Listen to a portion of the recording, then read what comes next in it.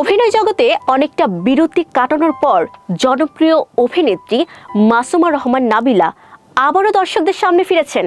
2016 সালে অমিতাভ রেজার আয়নাবাজি সিনেমার মাধ্যমে চলচ্চিত্রে পদার্পণ করেন নাবিলা, যা চঞ্চল চৌধুরীর বিপরীতে সুপারহিট হয়েছিল।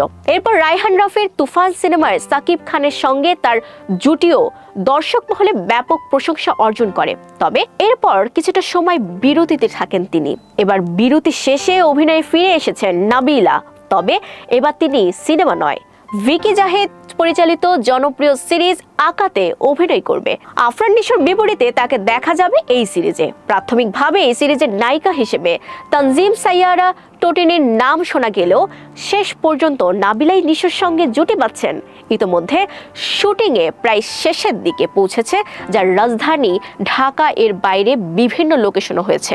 এছাড়া সিরিজটির নাম পরিবর্তন হয়ে আজাদও হতে পারে বলে জানা গেছে, যদিও এখনো নিশ্চিত কিছু বলা হয়নি। নাবিলার ফিরে আসা এক নতুন আশা জাগাচ্ছে তার ভক্তদের মধ্যে এবং তাদের জন্য এটি একটি অত্যন্ত প্রতীক্ষিত মুহূর্ত হতে চলেছে।